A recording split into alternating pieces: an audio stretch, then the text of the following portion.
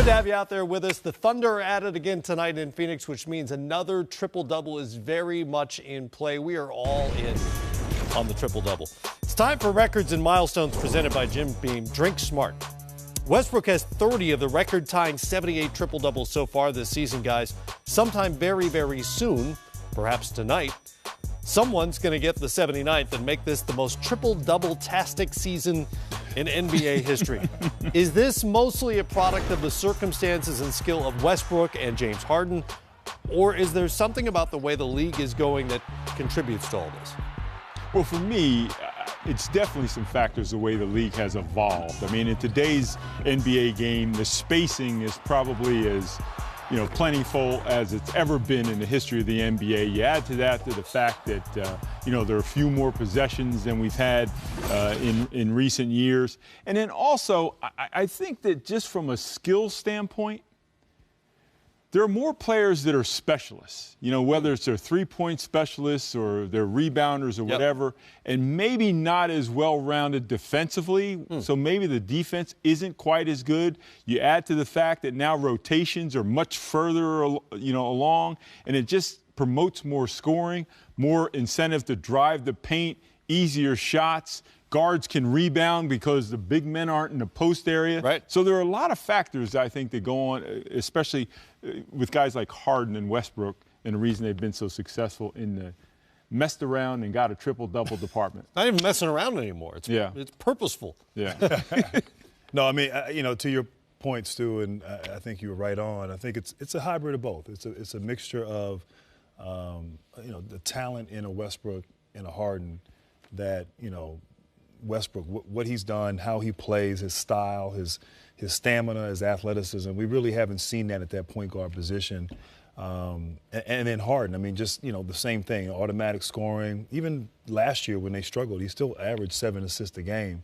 And so the skill set and the talent that those two young men have, combined by the changes in how the game has evolved, I think it's played a really large part. And while, look, any era these guys would get triple doubles, but the amount that they've had, the volume of them, the high scoring triple doubles, I mean, it's really unlike nothing we've ever seen before. It's really, truly amazing. A lot of it is, if not unprecedented, something we haven't seen in 50 years in a lot of cases.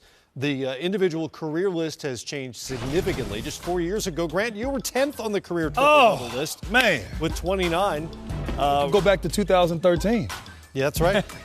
Russ had just 7 back then, but he's added 60 to his total in the interim.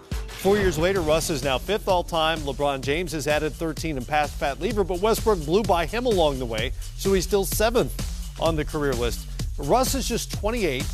He's on pace to catch Wilt Chamberlain this season for 4th all-time. When you look at those numbers, does he have another 115 in him to pass Oscar Robertson for the all-time lead?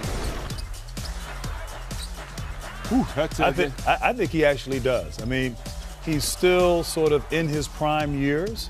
Yeah. Obviously, if he can stay healthy, and the fact that he's done it with the team he's playing with.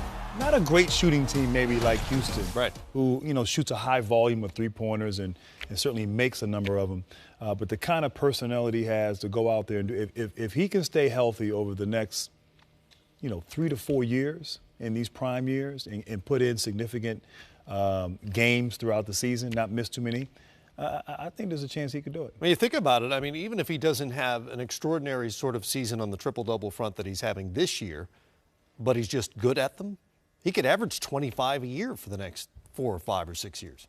Yeah, I think health is a factor, as Grant mentioned, but also what we don't know yet is how the Oklahoma City Thunder are going to evolve as a basketball team. Yeah. Because if they start to get perhaps more offensive weapons and help around him, which at the trading deadline was a pretty good start, perhaps his usage won't be as high as it is today. It's at a historically high rate. It would be a record rate. Yeah, a record rate. And so if they get better talent and the team evolves, perhaps he won't feel the necessity or actually have the opportunity to get as many triple-doubles as he has to date. Or maybe he gets more assists and just doesn't have to score as much. It could go a couple of different ways, the way Harden's getting those. On the single-season list, Russ is already 3rd all-time, soon to be tied for 2nd. You would think the question is, will he catch the big O again? 21 games for Westbrook left. He's yet to miss a game this season. He's averaging almost exactly one triple-double every other game. The math comes really, really close, whether he does it or does not do it. So does he get the 11 he'll need to catch Robertson for the single-season record? Well, he's got 21 games to do it. Yeah, that's what I'm saying. He's on pace. It could go either way. Yeah, listen, I wouldn't put anything past Russell Westbrook, and we just mentioned it before. What amazes me about him is just the level of energy that he plays with and competitiveness every single night. And I wouldn't put it past him getting those, extra 11 triple doubles, as we end the season, particularly in light of the fact they're fighting for playoff positioning. So it's not like he's going to rest or has reason to rest. I think he plays in all 21, and if he gets close, I say he does it. Yeah, I think he does too. I mean, you talk about the physical stamina and the intensity that he brings. I think the mental toughness as well that really complements that. To go out there and understand that, look, I'm going out here to have an impact in a number of different ways. Scoring, assisting, rebounding, getting steals, playing with energy, being a leader. There's a certain mental toughness that great ones have in understanding their responsibility day in and day out. And so that combined with the physical gifts and his motor, and then just, he's in a groove. He's in a groove, he's in a rhythm. I think he gets it. Which is amazing because I thought that would never be broken, 41 in one season. Right, that was sort of a mythical thing. That was never going to happen again. And not just the mental toughness to do that every single night, but to take over games late, which he often has to do for Oklahoma City. Remember, their record when he gets a triple-double is 24-6. They need this production from him to win basketball games. And it seems like a decent bet that Russ will rack up another one tonight considering the opponent. The Suns are one of the 8 teams against which he already has multiple triple-doubles this season. Think about that. He's done it 2 times or more against 8 teams already this season. And these are not just run-of-the-mill triple-doubles. He had 51 points against Phoenix back in late October and a career-high 22 assists against the Suns in December. He has just completely abused Phoenix this year. I tell you, he has in 44 shots with 10 assists. Like, that's amazing. Yeah. You know what is really amazing?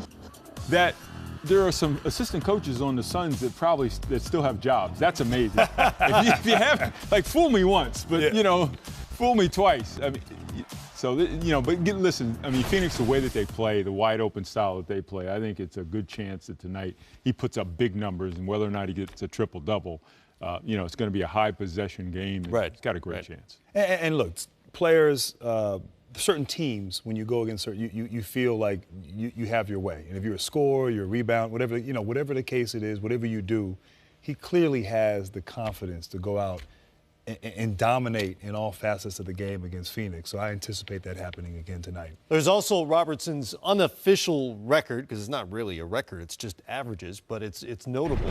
Averaging a triple-double back in 61-62. These are the numbers that Westbrook needs to average over the rest of the season, assuming he plays every game to finish with the triple-double averages. If he plays fewer than every game, the numbers are actually smaller, and this guy seems very, very manageable.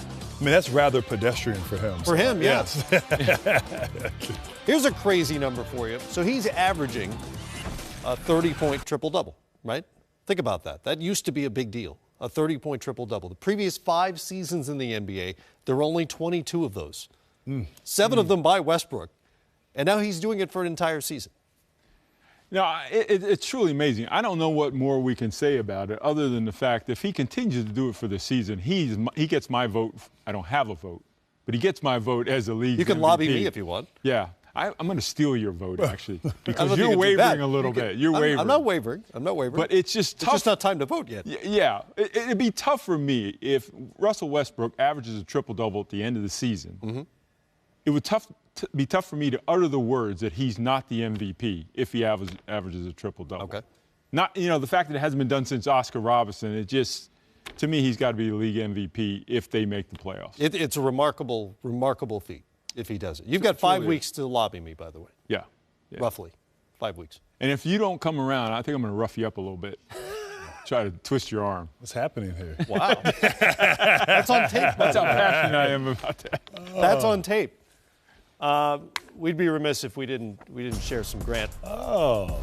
racking up those triple doubles. Yeah. Oh, okay. 29? Come on, Shaq. Come on, Shaq. Oh, too late. 29. Oh, KG. Is that the number? Oh, that dunk on KG? No wonder I didn't get Area invited to Area 21. Tied for 11th all time. Pretty good. You never get tired of those Grant Hill highlights. Oh, man. That was No, back, but back when I could. the teal piston uniforms, I never get used to those. Me too. The teal didn't bother me. It was the horse on the front. The horse never made any sense. The teal bothered me.